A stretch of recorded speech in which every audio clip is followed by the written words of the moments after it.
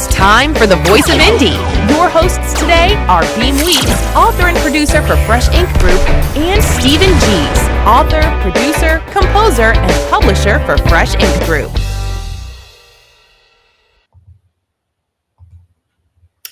Greetings, everybody. Welcome to another episode of the Voice of Indie podcast. This is episode number 241. Wow, we are getting a lot of them under our belts.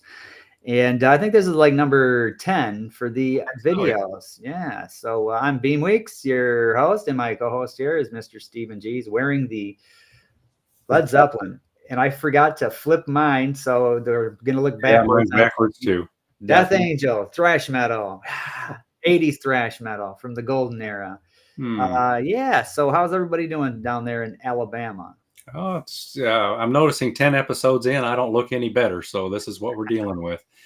It was in the 80s today and sunny, so it's been beautiful. Yesterday I went out into the driveway to get something out of the car, and I kept seeing shadows over me. And it's like, what's going on? I looked up and it was a pair of bald eagles circling me.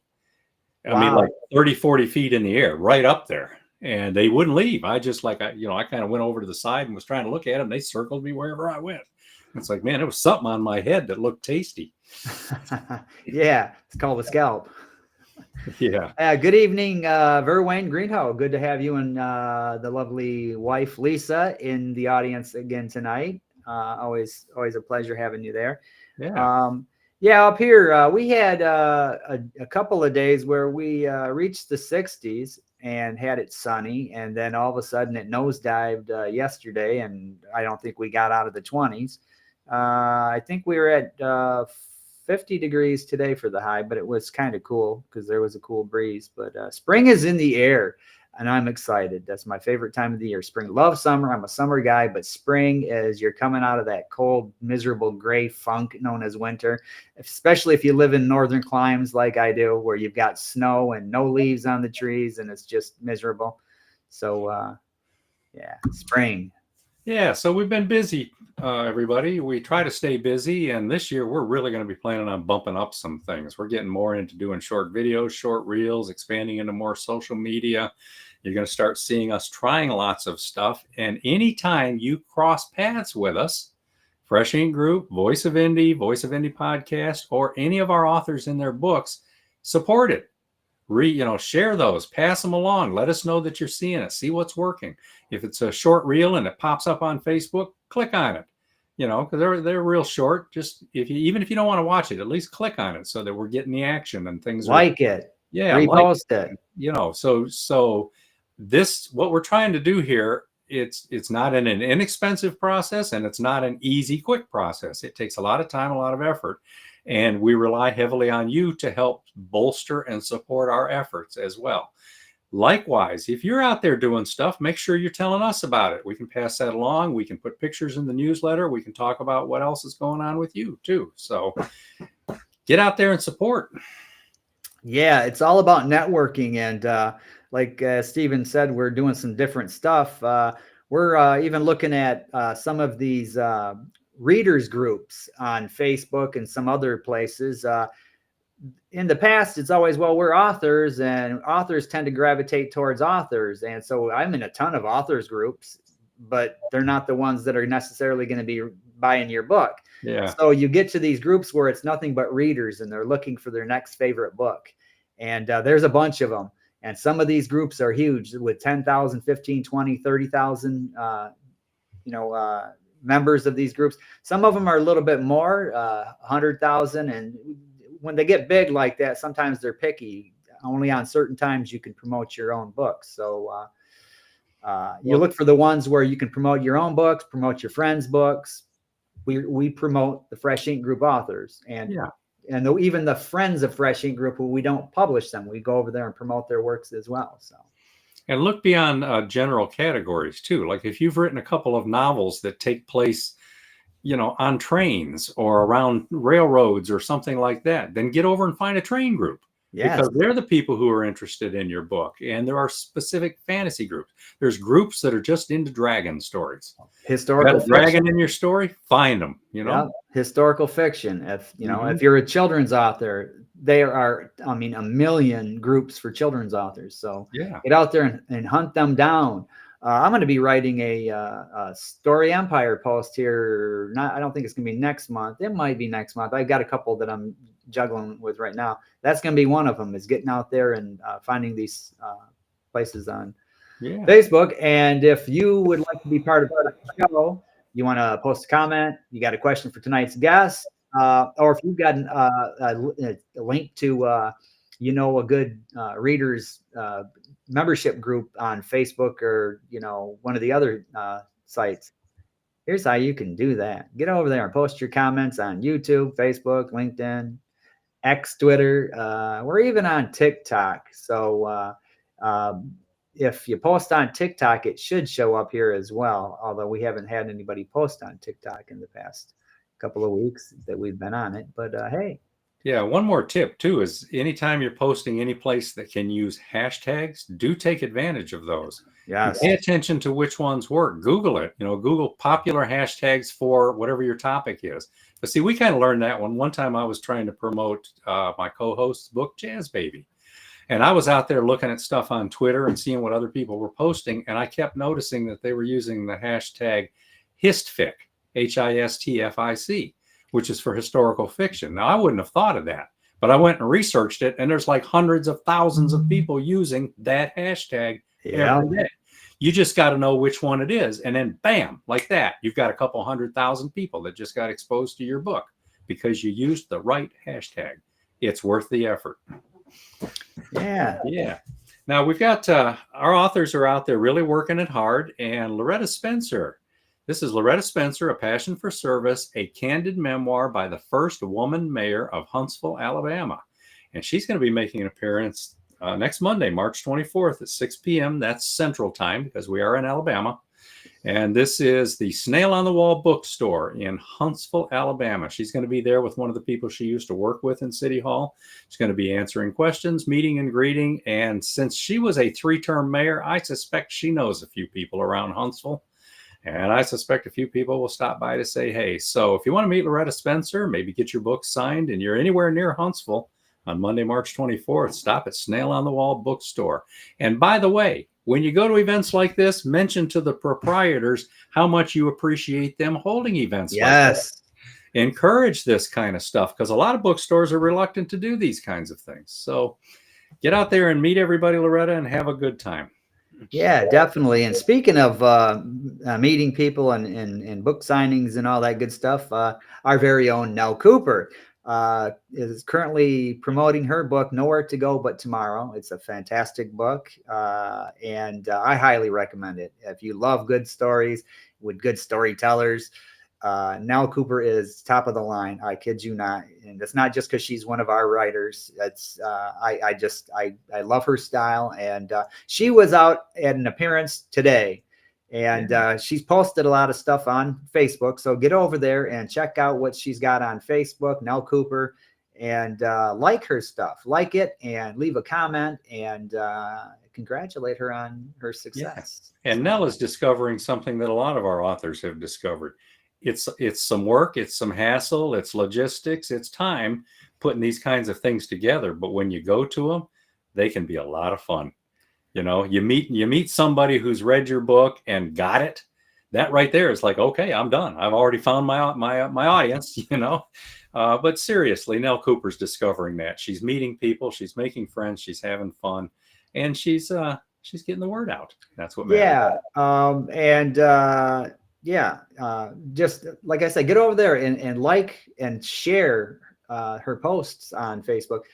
This is how we do it. And you like our stuff, we're going to like yours. You share our stuff, we're going to share yours. And we'll get this networking growing.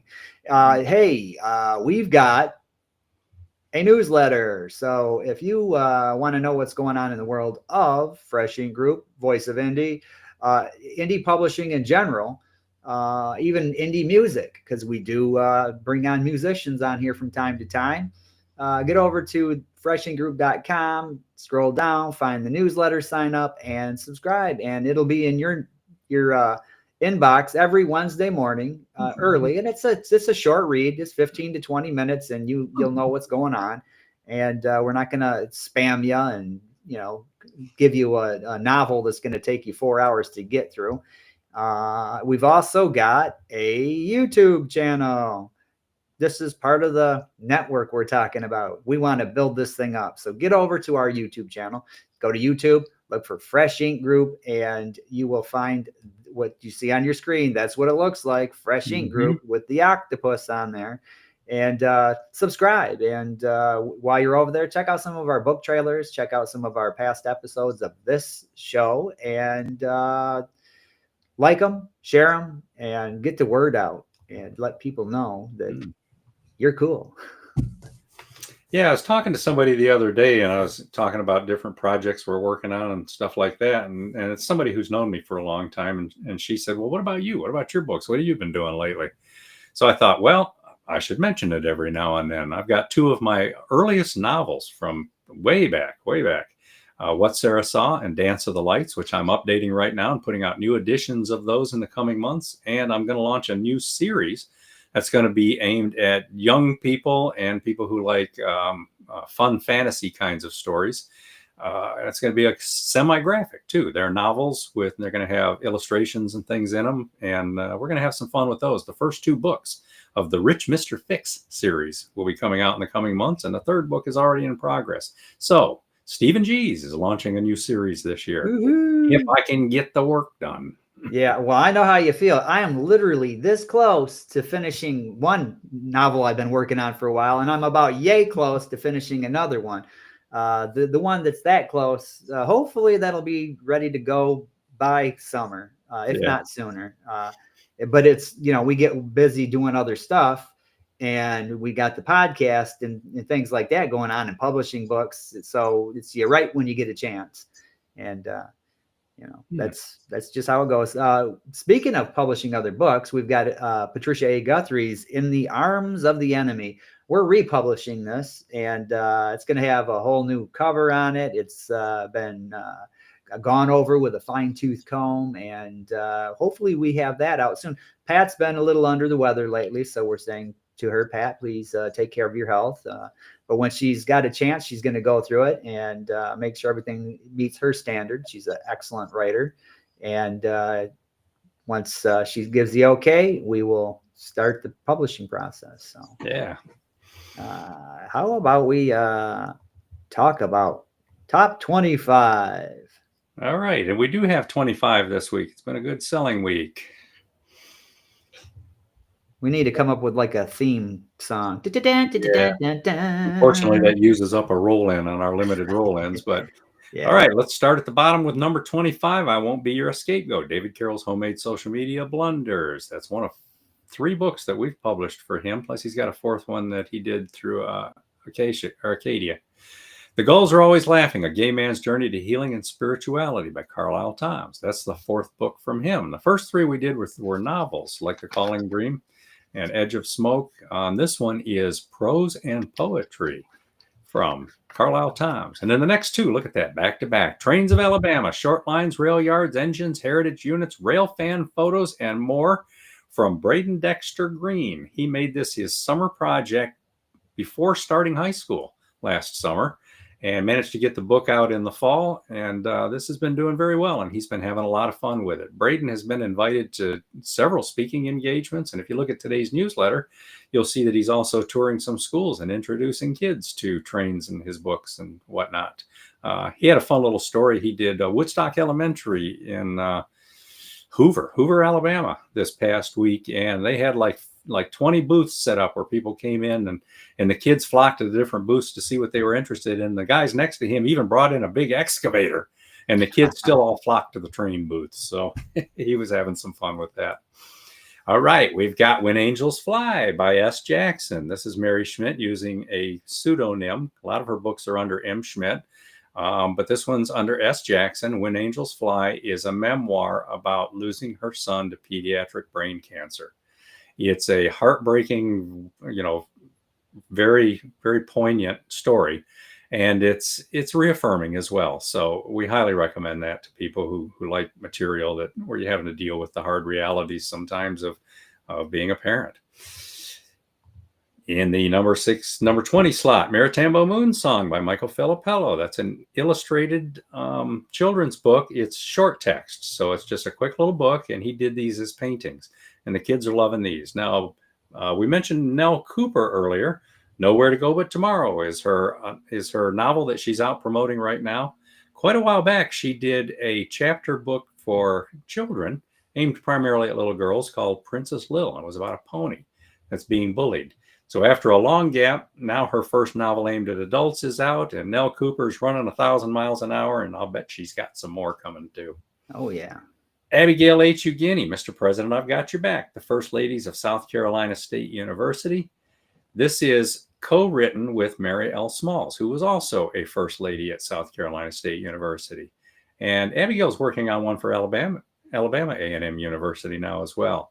She was the author of There Must Be Something in the Water, which is a look at African Americans who grew up in Green Pond, South Carolina. Yeah, the low country there of South Carolina, and then went off to do great things. And I got a feeling that book, There Must Be Something in the Water, might be a little higher on this list. We'll have to see. So what's this Beggar's Bargain thing, Beem? Beggar's Bargain is a historical fiction. It's the book one of the Bargainers series from Jan Sykes. Jan is a fantastic writer. And she's got book 2 out, A Noble Bargain, and she's currently hard at work on book 3. So yeah, keep your eyes and ears open on that newsletter. Yeah, now if you're not. We're between college football seasons, but I have it on good authority that college football fans can be very serious about it. And Celebrate 98, the untold stories behind the Tennessee Football Vols' 1998 national championship. It's been out for almost 2 years now. This is by Off the Hook sportscaster Dave Hooker. And we're finding that this book sells year-round. It doesn't matter if it's football season. The numbers go up a little in football season, but if you're a Tennessee Vols football fan, get out there and get that book. All right, The Gates of Valhalla. We have not seen this on the list in a while. Jasper Grawl was one of the first authors to come to Fresh Ink Group decades ago, about 24 years ago, something like that. Back when we were doing the likes of Princess Lil by Nell Cooper. The Gates of Valhalla is a satire. It's a very cool story about people who, wind up in the afterlife and things wind up very different than they expect. And it's just a scathing, biting satire that's hilarious. I mean, I laughed out loud sometimes when I was going through this. Jasper Grawl is a pseudonym for a guy who's a professor at the University of Tokyo. And his parents live in Wisconsin, so it's a little easier sometimes to go through his parents when we're talking to him. But I'm glad to see The Gates of Valhalla back on the list again, because that's a fun book. Now, tonight's guest, Kenneth Lindquist, How to Teach Driving, the Parents Edition, is next up on our list in the number 14 slot. Kenneth also has an instructor's edition, and we're going to learn more about those when we talk to him in a little while. Jeannie Sharp's A Chance to Choose, a second chance novel. This is Christian romance. And then, I don't know who this Mark Herndon guy is. Do you, Beem? Yeah, I think he's an auto mechanic. No, Yeah. He's a drummer. He played drums for the country music supergroup Alabama for 28 years. And he's got some cool stories. Got to get the book and find out about him. Yeah. Robert G. Willis Croft has a submarine Cold War thriller series, the Mac McDowell Mission series. And the first book in that series is Operation Ivy Bells, which was based on a real mission that happened and that Mr. Willis Croft knows a lot about. That has proven to be a perpetually popular book and a good launch for a great series. Sammy Hero at Age 5 by M. Schmidt. A little earlier, you saw When Angels Fly by S. Jackson. M. Schmidt is the same person. She put out Sammy Hero at Age 5, which is also a memoir about losing her 5-year-old son to pediatric brain cancer, but it's written from the point of view of the boy. And again, it's intense, it's heartfelt, it's a great story. Unfortunately, it doesn't end necessarily the way that you'd like, but it's life reaffirming. And to do it from his point of view really opened it up and helped us understand what a cool little boy he was. 8 Hateful Miles, a sideline pass to Tennessee's fiercest rivalry by Stephen Hargis. He's a sports reporter and photographer for the Tennessean. 8 Hateful Miles is the story about the rivalry between two high schools that are just 8 miles from each other. And it's cool. It's chock full of pictures, and it's for something that focuses on one little small region. It's selling very well across the country and has been for 4 years now. Yeah. So it's a very cool story about high school football and the rivalries. Not to mention specifically about this one. And then look at that, Dr. Helen Burrell, back to back, the Hippocampus, the interactive brain book, fun learning for science lovers. It's a fully illustrated book where the hippos on the hippocampus teach you about hippocampuses in the brain. Loretta Spencer, A Passion for Service, a candid memoir by the first woman mayor of Huntsville, Alabama, is got a bronze star there. That means she's tied for 3rd place in our print bestseller list this week. I do want to emphasize these lists do not include ebooks. It's just way too hard for us to try to compile all that at the last minute for these. So we're looking at print books on these. Loretta Spencer, as I mentioned, if you're going to be in Huntsville on the 24th, go see her. There's Operation Ivy Bells, Mac McDowell mission again. This is the hardcover edition, outselling the softcover. The Nurses of the Krieg, Book 1 by Anna Morgan. She's over in the United Kingdom, and she's written a book about 2 teenage girls who grew up wanting to be nurses. And when they got old enough to do that, they got thrown into World War II. So it's a very cool story, very intense. Now, tied for 2nd place, we have 2 books. There Must Be Something in the Water, anthology of the 4th generation, descendants of Green Pond after the emancipation, also by Abigail Hugheni, who we mentioned earlier, did the Mr. President book with Mary L. Smalls. So yeah, she's up there tied for 2nd place. This book's been out for a couple of years. So congratulations, Abigail. Loretta Spencer, A Passion for Service. This is the hardcover edition. So people are wanting a hardcover of this kind of a book. Also tied for 2nd place. And then that gets us to the Gold Star. The Gold Star. Who is this Jerry Pate guy? He's a retired U.S. Navy lieutenant commander. Is that right, Beem? That's right. He wrote a book with all kinds of neat stories that if you're into military stuff and just good stories and American stuff and just it's overall just a really cool book. So, yeah. Yeah, and he had an assist from Robert G. Williscroft as well, getting all this together, who's another submariner. And I have it on good authority, don't say submariner. That's not the way to do it. It's submariner, 30 years of hijinks and keeping the fleet afloat. Congratulations, Jerry. Yeah. If you miss an episode of this show, we have archives. Now, this show for 4 years was just audio only. We've still got those all archived, and it's last I checked, they're still on Spotify, still on iHeartRadio, still on our YouTube channel and elsewhere. And we've also got a archive right here for the audio versions of this show. And you can find them right there. And we also promote these old episodes a lot of times in the newsletter. So you're going to want to get over there and get subscribed to the newsletter. And we're going to run a couple of commercials and pull these things up there. Yeah. Okay, so right there, we'll do that one.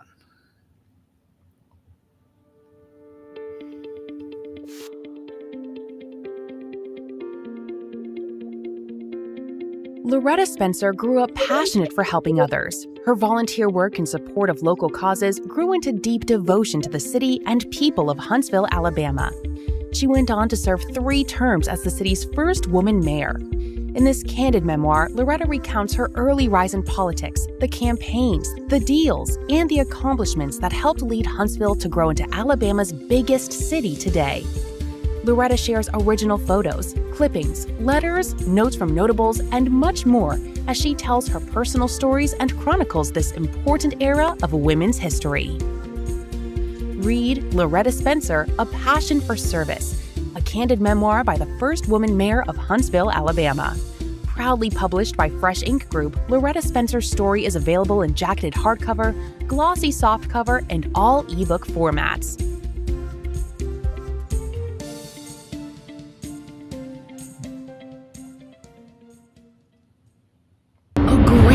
Saga by Robert Mackenzie, the Chair series spans centuries, touching the lives of 22 generations of related mothers and daughters, their stories witnessed by a simple pine chair. Resolute, Strong, loving, and fiercely protective, these women must strive to pass their values to new generations in a world of racism and sexism, politics, scandal, fashion, and even the rise and dominance of baseball. They live in privilege and poverty, with faith and despair, relishing every moment of love, even as they suffer abiding grief. Volume 1, Lightning, Thunder, and Glory, spans the 1600s through World War I, while Volume 2, Faith, Hope, and Love, follows these women's descendants into modern times and beyond. In Volume 3, 7, 8, and 9, the chair flashes back to pre-Civil War America, featuring a woman from the Second Mayflower, her daughter the black market Irish lace importer, and a Canadian World War I fighter pilot. Volume 4, Punt, Pass, and Kick, jumps forward with a gunboat battle, one courageous cattle drive, a suffragette in the ocean liner industry, a mysterious unpublished manuscript, and more. The series concludes with Volume 5, Mintaka, All Nalam, and All Natak. The armistice is signed, a French sub goes lost in the South Pacific. A gun battle erupts on the Mexican border, Scottish explorers brave a Canadian blizzard, and Christmas breaks out at a Beverly Hills shindig. A blend of history and philosophy told through satire and parody, the story of the chair could be found in some old trunk in any dusty old attic. But Mackenzie breathes it alive with riveting tales that span the real and the imagined.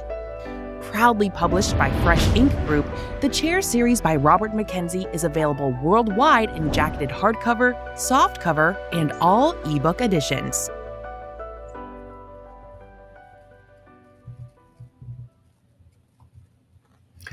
All right. Hey, if you want to contact the show, guess what?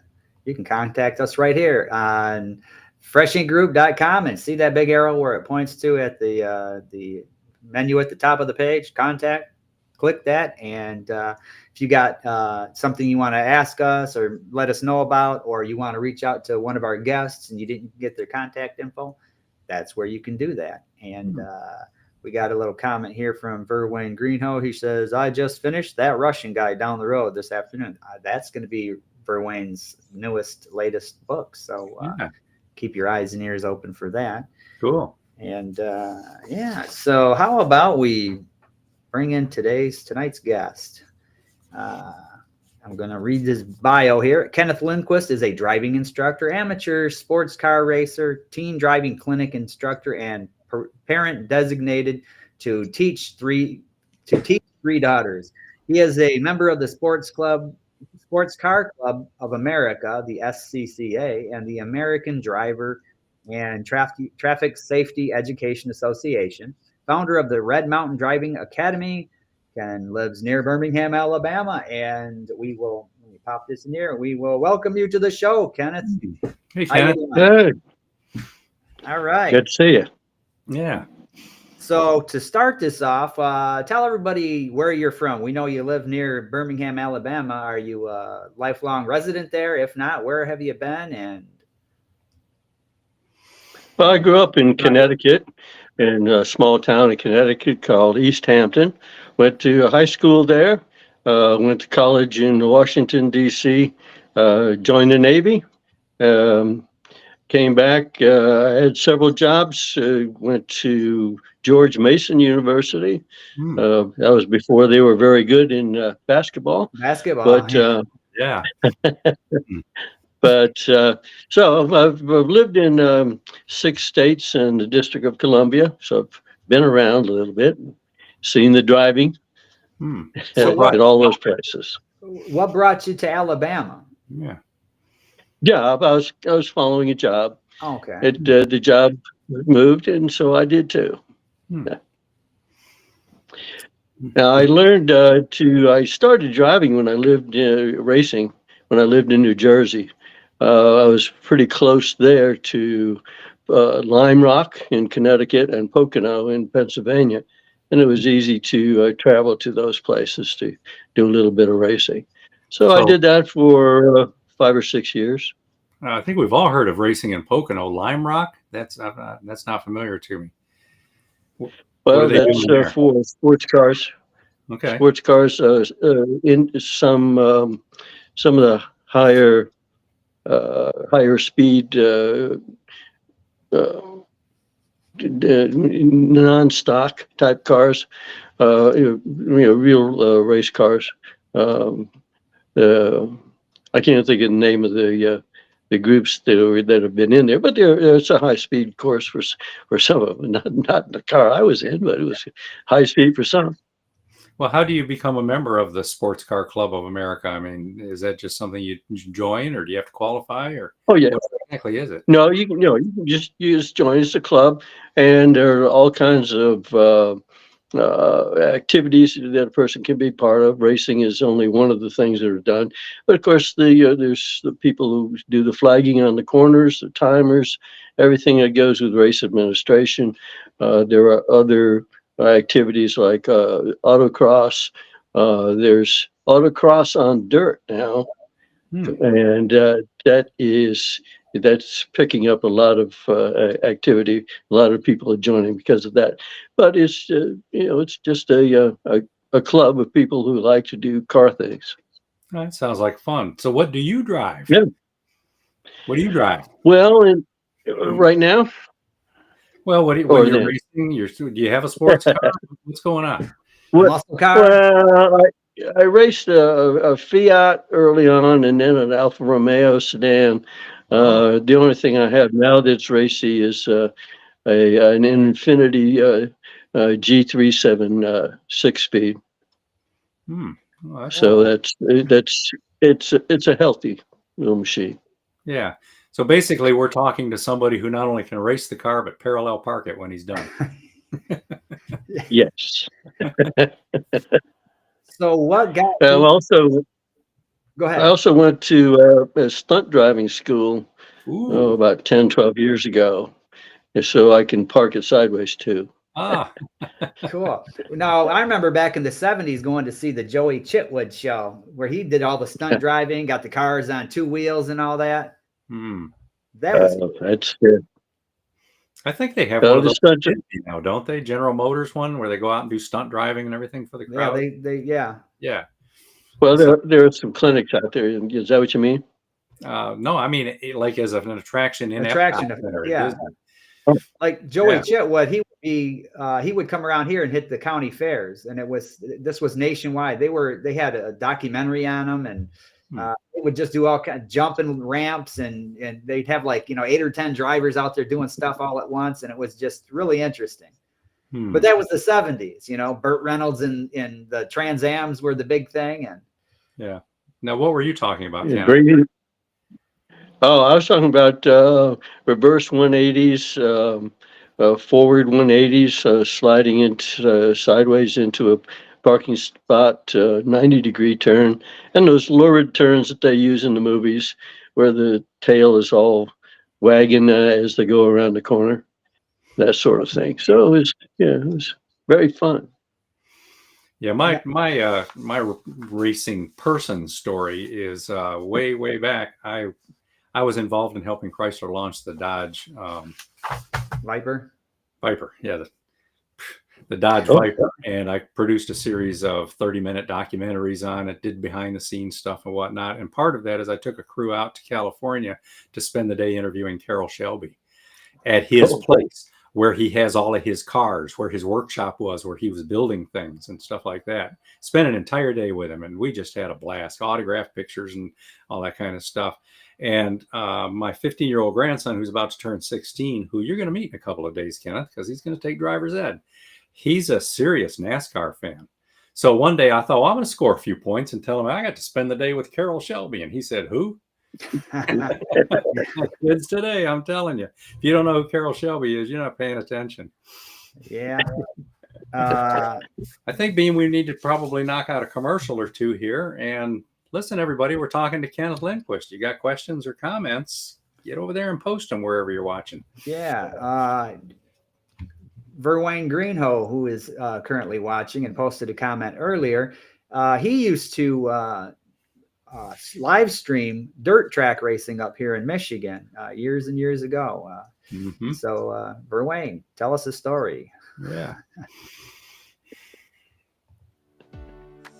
With good jobs so hard to find, especially in rapidly expanding Florida, owning your own food truck could be the best option. It's the least expensive startup, and you can be fully operational in mere months. The rules and regulations can be a bit complex, and no single source has offered all the answers. Until now. How to Start and Run Your Own Food Truck Business in Florida by food truck veteran A.K. Wingler is the step-by-step guide that takes you from good idea to great success. Sure, it's hard work, but exciting, mobile, flexible, and highly profitable. And you get to be your own boss and set your own hours. Proudly published by Fresh Ink Group, this book tells you how and where to make money in this exploding independent industry. Grab your copy in laminated hardcover, glossy softcover, or any of the major ebook formats at retailers worldwide. Even if you're just curious for now, this guide is the best way to discover if a food truck business is right for you.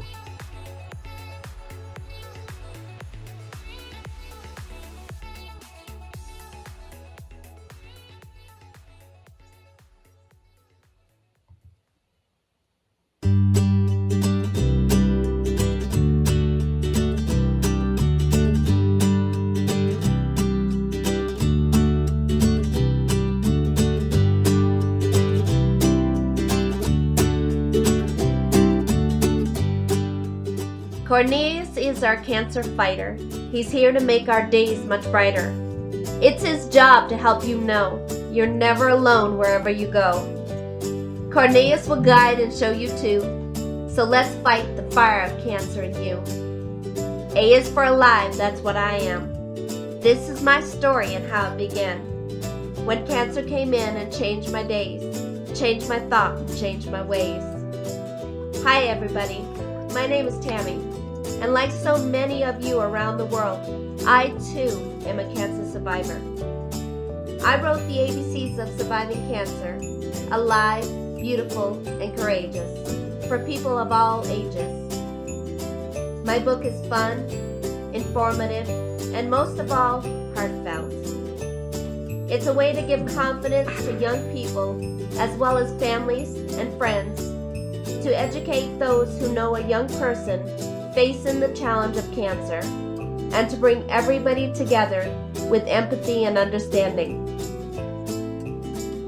This book is beautifully illustrated. The ABCs of Surviving Cancer guides us through the alphabet with a 16-line poem for every letter.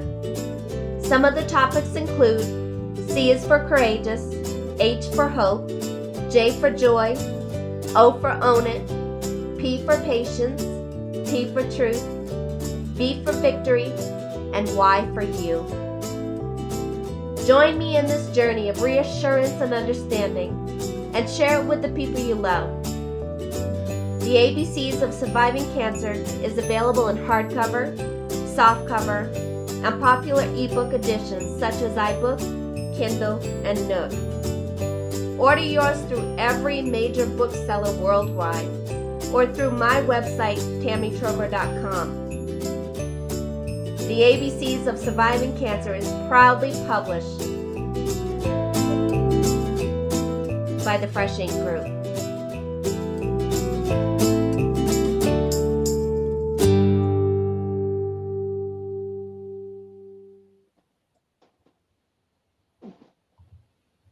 All right. So we got a couple of comments here. We've got one from Robert G. Williscroft. He's talking about the food truck commercial there. He said, food trucks are cool stuff, but I think I prefer writing novels. Well, I do too, but I will never turn down a good taco truck. Yeah. And Verwayne Greenhoe, he's talking about the racing. He says, I own 4 different race teams. We mainly raced at Crystal Motor Speedway in Owasso up here in Michigan. I know right where that's at. And we've got, he says, 2 pro stocks, 2 ICMA teams. One season we won 1 division championship, and 2 of the other 3 were in the top 5 that year. Right. So go on. Kenneth, you did the race car driving and all that good stuff. What led you to want to teach, especially young people, how to drive, to be a driving instructor? Well, after I was on the board at of the local club, and we had two flyers come in on teaching clinics. Clinics teach teenagers. So I investigated one, and somebody else was supposed to investigate the other and didn't. So the club decided to use that one that I had investigated, and so they said, "Well, you brought it to us. You run it." So that's how I ended up teaching. We had all the cones, we had all the pavement, and I thought we could train teenagers there, but there were too many obstacles. So we used the clinic to teach our own children. Hmm. And that brought a lot of technique to me. And although I had done some training for the racing, when you have to think about the very basic things like how to steer, how to put your foot in the right place on the floor, things like that with the beginners, um, then you have to deconstruct. And it was a real eye opener to use that clinic. And so I have used many of those same techniques in my teaching, and they show up in the book too, because the teenagers, any beginner is going to make a lot of mistakes. So you really should teach what to do when you make a mistake. For instance, emergency braking. I think that's a really good thing to teach, that how fast somebody can stop. It also encourages them to wear that seatbelt after you've done a demonstration. Yeah, definitely. And here in Alabama, if you're not going down a hill, you're going up a hill.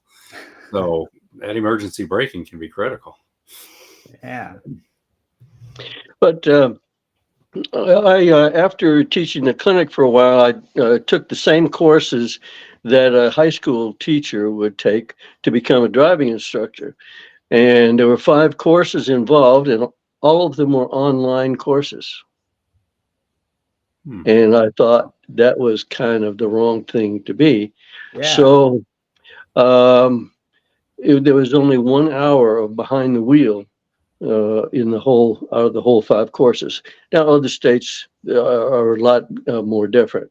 In New Jersey, for instance, teenagers take a class in high school for the classroom portion, but then they go to commercial driving schools for the behind the wheel portion for 6 hours. That may or may not be enough to make them competent. So then the rest is up to parents, just like everything else. If the other agencies don't do it, it's up to the parents. And that's what's caused me to write this book, because I can't teach every kid in the Birmingham area. It's up to parents. And so what I've done is put what information I have into the book so that they can see the right steps at the right times, what to say, how to diagnose what they're doing wrong, and how to fix it. And I put that into the text.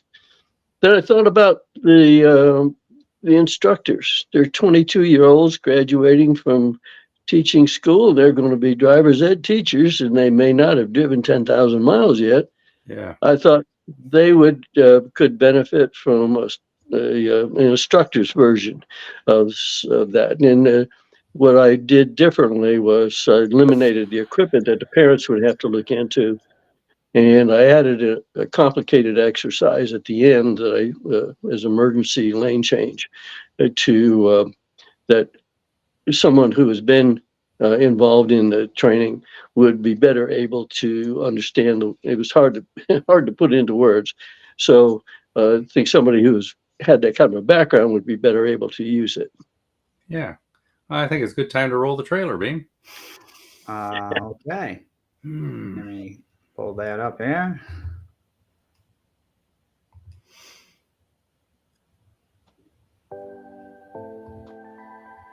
Whether you're a parent or professional instructor, How to Teach Driving, Lesson by Lesson, shows how to teach fundamental driving in a logical sequence. Instill confidence in your students or family members while helping them practice their skills in a safe setting before they need them on the road. you will practice diagnosing and analyzing driving errors, especially steering errors, so you can explain and correct them before they become dangerous habits. Academy founder Kenneth Lindquist includes a wide variety of tips, such as how to avoid hugging the center line and to take proper seatbelt use seriously. This instructor's edition of How to Teach Driving and its companion Parents Edition are the perfect partners to written guides because they translate the classroom's two-dimensional concepts into three-dimensional skills. Proudly published by Fresh Ink Group, both editions of How to Teach Driving are found everywhere in laminate hardcover, softcover, and all ebook formats. Whether your region requires driving instructor training and certification, or you simply want to be the best at helping beginners learn road safety, this book is the place to start.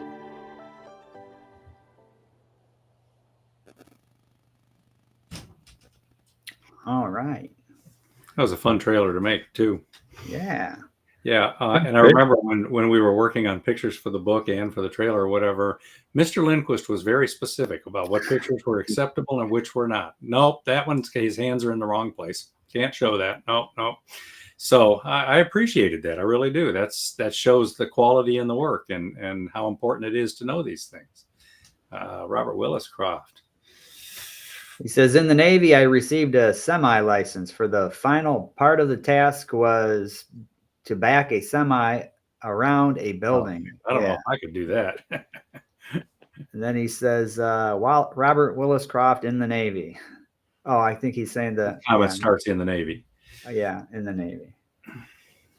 Well, that's two different. I'd like to see a video of that. Set it to music, like Benny Hill music or something. There's, when he was talking about backing, there's a lot of students that I get, teenagers as well as adults, that say, well, backing is you do the opposite. And so that means they have to remember two things and instead of just one. So we try to get to clean up the language, especially in teaching something like that. So I tell them to look where they want the back of the car to go and steer the way they're looking. So you can simplify and not have it to try to teach them two things at the same time. I was really surprised at how many kids have a problem between left and right. Really? Which becomes a little serious problem from time to time. But where the adjustment is for the side mirrors, they have an L and R in the correct relational positions. So every time they get in the car, they can look at that and refresh themselves. Yeah, a lot of people, might think, well, I don't really need to know how to back a semi around a building or whatever. But hey, I have to back a boat trailer with a boat on it down through a thing and down a narrow ramp. Yeah. Into the water.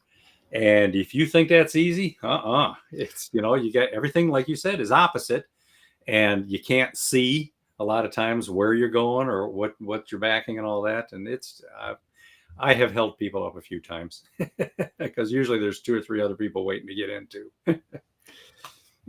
Now, Kenneth, tell us about the books. What all is in there, and how will these be beneficial to parents? Say, and how do you use them? I mean, do you just read them, or are they step by step, or what? Yeah, what I recommend is they read through it first to get an idea what's in it, and then bring it with them if necessary. I discuss what should happen on the first lesson, second lesson, or second step. It may not be the second lesson. Maybe have to repeat the first lesson a couple of times. But what to say, what exercises to do. Cars do 3 things: they go, they stop, and they turn.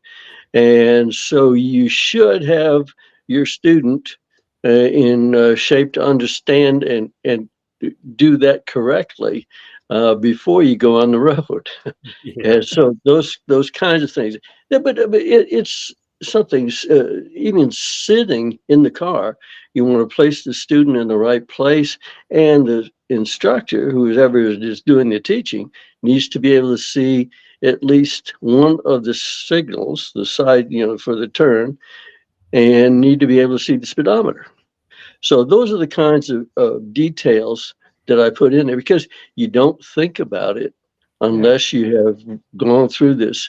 And it turns out you're getting surprised too much if you don't look at this. So you're talking to them about specifically how to teach in the car, In parking and turning, and how to do all the various things like that. Yes. But like you mentioned earlier, very briefly, the instructors are going to have some resources for doing that. Parents probably are not going to have a collection of traffic cones to go out and set up or do those kinds of things. And so do you have suggestions for them? Well, that doesn't require a lot of equipment the way I have it structured, but you can use milk jugs with sand or water, cardboard boxes, anything that doesn't blow away as obstacles. In a lot of the parking lots, they have islands now, and so you can use those as the obstacles that you're using to teach how to make a turn, and that sort of thing. So all of those details are available in there, and I diagnose things like when they hit the curb with the rear wheel, what were they doing? And so the book itself is worth at least a tire repair. At least, yeah. And road rash on the wheel and that sort of thing. No, not to mention deductible. Yeah, you mentioned parking lots. I mean, that's the great driver's ed place. And if you can't find a mall that's out of business or a Walmart that's got the whole back of the parking lot empty or whatever, then you're not looking. But like way back in the day, I was helping a couple of teenagers learn in Michigan, and we went out and found a big empty parking lot that was just a sheet of ice. And that's a great place to practice getting control of the car and coming out of a spin and stuff like that. And as long as you got plenty of room, you're not going to hit something, get out there and spin. Do it 10, 15, 20 times until you learn when to turn that wheel and pull it back. And I saw some teenage boys in the back parking lot trying to figure out how to make their front wheel drive cars with stability control and traction control and ABS, try to figure out how to do donuts with it. Yeah. Yeah. Not gonna happen. Not gonna happen. Now, Robert Williscroft, he says, how do you teach a person not to tailgate? Well, Robert, I learned a middle finger and an angry shaking of the fist will sometimes work, or pull over and challenge them. I'm just kidding. Well, if you're talking about someone behind you, it's a good time to put on your windshield washer. I never thought of that. Yeah. Yeah. It's not too aggressive, but it does get the message across. You got to watch how aggressive you're going to be. Down here in Alabama, there's a pretty good chance he's got a gun. And I've seen things. They're up here too. Yeah. Get the hunter coming back from somewhere. What? So how about some crazy driver's student stories? Do you have some crazy stories about students that drove you up a tree, literally? No, well, not too many, because I do the step-by-step in the parking lot. But I had one girl, for instance, who did the classic thing. She hit a fire hydrant, and before I got her as a student, and so we fixed that the first lesson. I had one that took a little bit more than that. He had learned to use a skateboard to get around. And when he came to an intersection, he tried to do body English to turn the car, and it was a little disconcerting. All right. Well, we're going to run a couple of commercials here. We're talking to Kenneth Lindquist, who's the proprietor and founder of Red Mountain Driving Academy in the Birmingham, Alabama area. So we're looking for questions and comments, and we'll be back with Kenneth after this. Welcome to American Darkness by Stephen Skibicki. Darkness is where you can explore the mysterious fires of Yellowstone National Park. Be awestruck by the sheer power of a God in yellow whose very breath lays out the cosmos with his maddening glow. Recall what it's like to be there for a friend, even if that friend is hiding something insidiously infectious.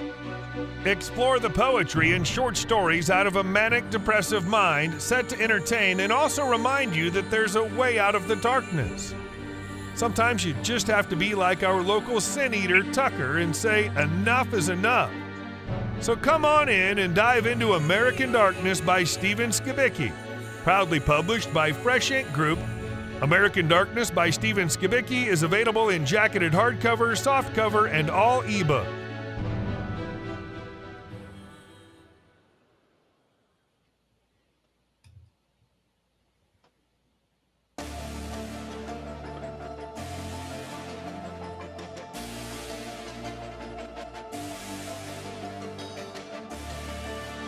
Family secrets can be deadly.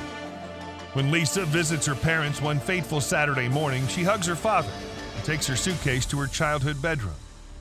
The doorbell rings, and 1 minute later, her father lies dead on the floor, 3 bullets to the chest.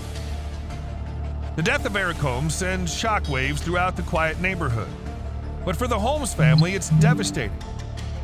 In this fast-paced psychological thriller, Lisa and her brother embark on a quest to solve the mystery of their father's murder. The journey takes them into a secret world where nothing is as it seems. Once the puzzle pieces begin to coalesce, they realize that their father had multiple lives. As the facts unravel, the siblings discover the true meaning of redemption. Gwen M. Plano's Redemption is available worldwide in softcover, jacketed hardcover, and all ebook formats. Published proudly by Fresh Ink Group. Redemption by Gwen M. Plano.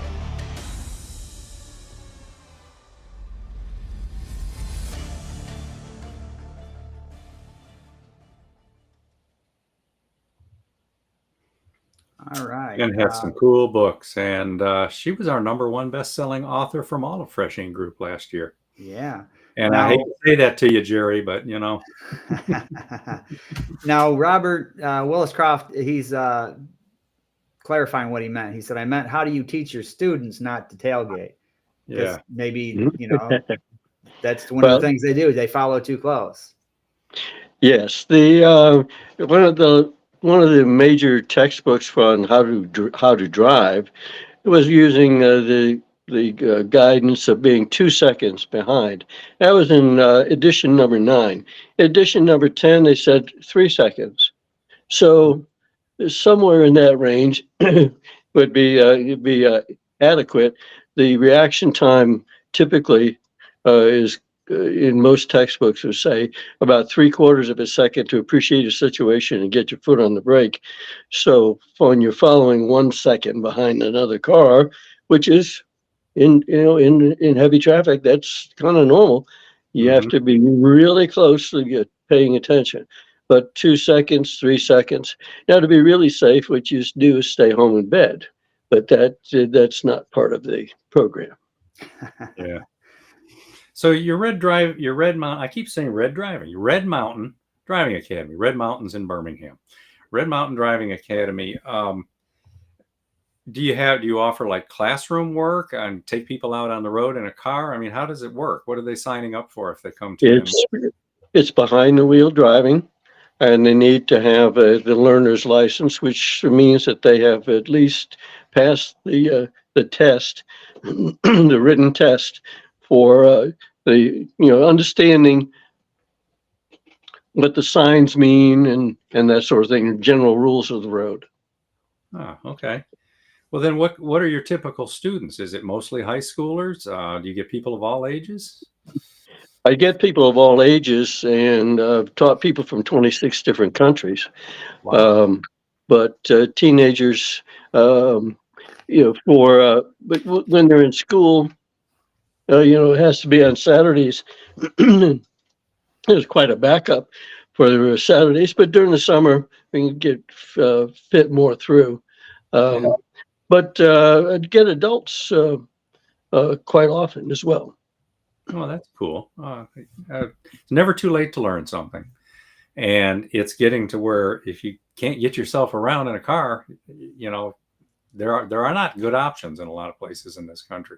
New York City's cool. You don't have to live. You don't even have to have a car. There's always a way to get somewhere. But down here in Alabama, I mean, even like my grandson, he's in the baccalaureate program, which means he lives at the far western end of Jefferson County and goes to school in the eastern end. It's a 45-minute drive for him to go to school. So you got to drive, you know. I've got a nephew who's like 32 years old and he's never taken driver's ed, never been behind the wheel of a car. I think he's scared. I really do. So when he needs to go places, he either calls his mother or my mother, his grandmother. And it's like, you know, dude, you gotta get a driver's license. You get people like that, Kenneth, they're coming in and very scared. And Yes, especially from other countries. yeah. Excuse me. And you have to, it takes longer to learn if you want, the later you start in life. Yeah, I can see that. It's like trying to learn a language. It's real easy when you're a kid. When you're a The kid. older you get, the tougher that gets. Yeah. How long have you been doing this? For a little while? Decades? Years? I've had the business for 18 years. I taught the clinics for about 8 years. So quite a while. Yeah. Yeah. Okay. Well, how has it changed in that time? Are you seeing any changes? You know, Beem, why don't we let him get a drink of water? We'll roll our last commercial. We'll be back in a minute. Okay, let me grab this here.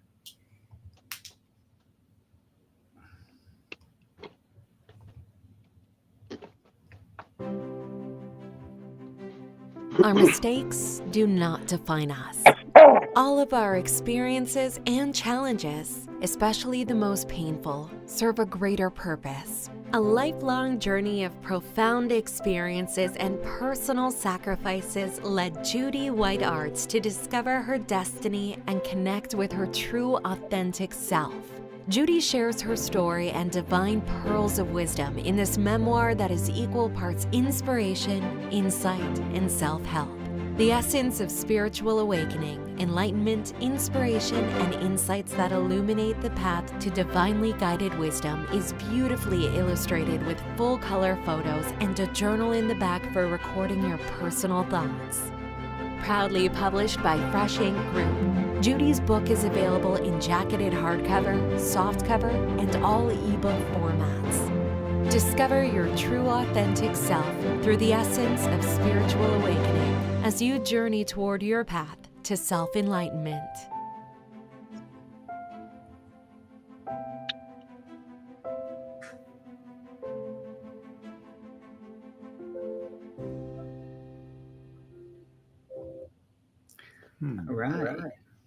All right. We're talking to Kenneth Lindquist, the founder of Red Mountain Driving Academy. And Kenneth, I had asked you if you've seen anything changing over the years, any trends shifting toward driver's ed being private or public schools, or are the students changing? There hasn't been much change in this area. I do notice a difference between public school kids and homeschool kids. The homeschool kids are more accepting, I guess, of adults in a way. So they aren't afraid to ask a question that shows that they're ignorant. And they aren't, they think, that's what the adults are there for. Whereas a lot of the other teenagers, public school, don't necessarily want the things they like and things they don't like. And I think that's a part of the way we train children. As soon as we find out what they like, is no more video games for you until your grades go up, that kind of a thing. And but if you spend time with mentoring in the driving, you can get to the point where the teenager will be isn't afraid to talk to you about their private things. And I think that would be a good thing, because they're old enough to make adult mistakes and need advice. Yes, very much. Yeah. With that being said, what kind of advice would you give to like the parent that's going to be teaching the kid or it doesn't even have to be a parent, but somebody else who's teaching a kid to drive. Right. And it needs to be prepared for that to start, to think about where you're going to go, think about things ahead of time before you need them. What I try to do is train the students to for what they're going to need before they need it, so that they have some confidence in the training that they're receiving. So if you need to take them to a road, but a particular road, and it turns out you've never been on that road, and it has a roundabout on it, and you haven't talked about a roundabout yet. Yeah, it's going to be quite exciting. Those are starting to appear a lot around Alabama now. They're used all to over up East here. Coast, but man, they're appearing everywhere. They're all over up they here. intimidate some people. I know one guy that won't go a direction because there's a roundabout, and they freak him out. And that's just practice. You just got to get in there and do it a few times and understand it. But I like that you mentioned confidence, because I've been teaching 2 grandsons about driving and taking them out and, sitting in the passenger seat and gritting my teeth and stuff like that. And that confidence is critical.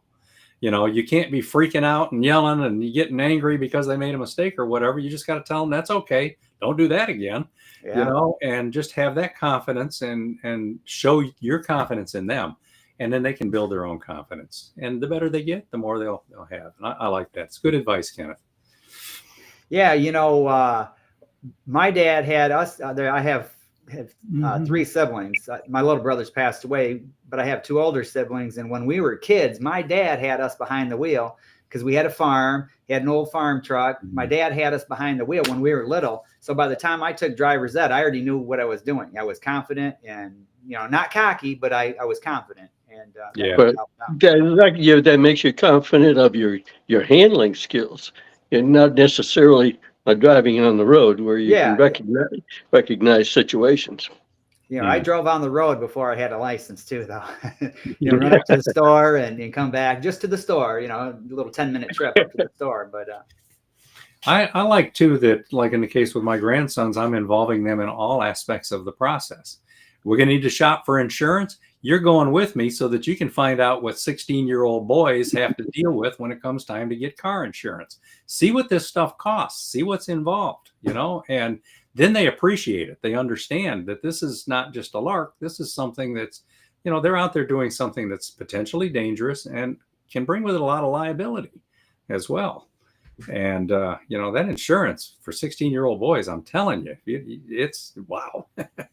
It's definitely a wow. Yeah.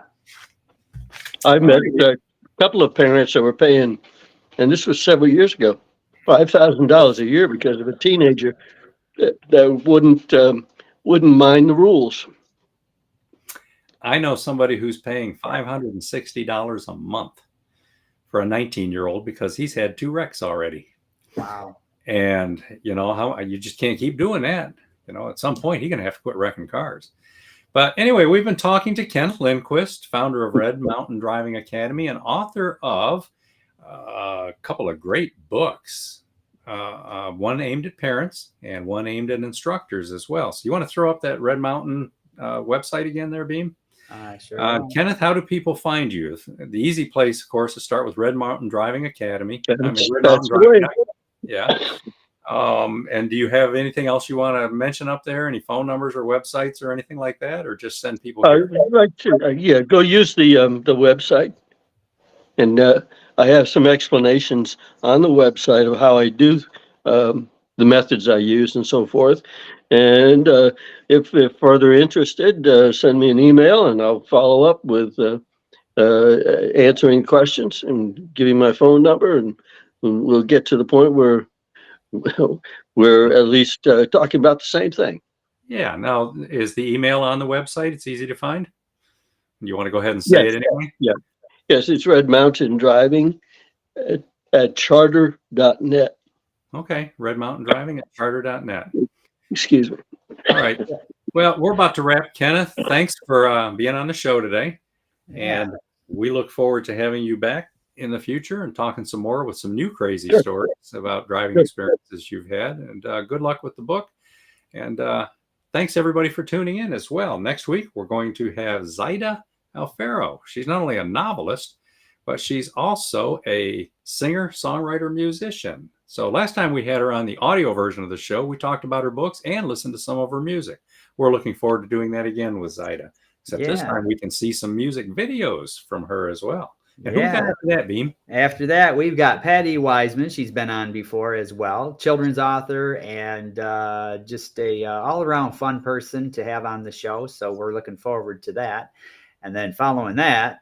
And then, on my notes, I've got Healy. I've forgotten his first. There it is, Patrick Joseph Healy. Yeah, this is somebody that we barely know, but we like how he's been out there promoting and doing some things. So he kept asking to be on the show, and finally we decided let's give him a shot. So Patrick Joseph Healy, author of Please Let Me Save You, is going to be on. And then after that, we've got Angie Birmingham, and this is going to be a fun one because she's a photographer, and we get to share a lot of those beautiful pictures that she takes. So be sure to tune in for that. And Angie's probably going to run this through her YouTube channel, and she's got quite a big audience. So we may get a whole lot of comments on that show, which would be really fun. So yeah, and Angie also wrote the introduction to Braden Dexter Green's Trains of Alabama. So we're big supporters of Angie. And after that, we've got some that aren't quite locked in yet, but we are going to have Braden Dexter Green with his Trains of Alabama. And we're going to have the first mayor of Huntsville, Alabama. Loretta Spencer is going to be coming up in a few weeks as well. So again, thanks, Kenneth, for being on the show. This was definitely a lot of fun. We all learned some things. We did. Hopefully the viewers learned something. And be sure to tune in again next week, everybody. Yeah, thanks for the comments. We'll see you. See ya. You've been a part of Voice of Indie, a production of Fresh Ink Group. Spread the word, support our guests, then find us at freshinkgroup.com and be sure to